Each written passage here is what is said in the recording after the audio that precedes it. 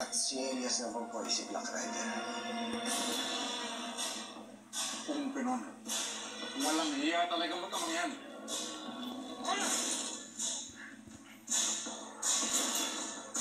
Iisang dugo ang tumatalo sa kanilang dalawa. Pinatay nila mga mahal ko sa buhay. Pinatay ni Edgardo ang asawa ko. At ngayon, ang anak naman niya pumatay sa anak ko. Buhay ang ginawa nila.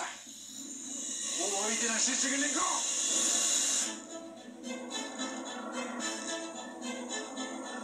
Amang, mahirap po sila banggain. Mahirap po silang kalaban. Amang, kayo na rin po mismo nagsabi na iisa ang dugong dumadaloy sa kanila. Madulas po silang kalaban, parang palos. Paano niyo po sila gagantihan? Alam ko mahirap kalabasin ito. Ilang beses ang nabigo para po isa. Ganun din, alam ko matinig si Black Rider. Pero may pangamba. Paano niyo po sila gagantihan?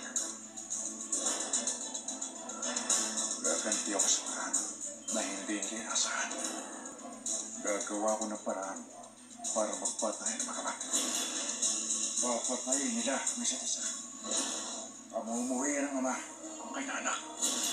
Ganun din ang anak sa kanyang ama.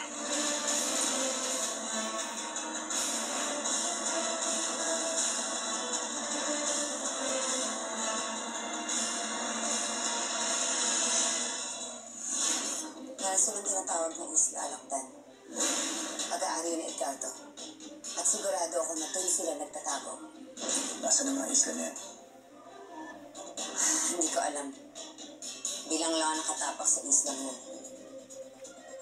Pero meron akong kilalang pwedeng tumulong sa atin. Sino? Si Tiago Dulas. Tiago Dulas.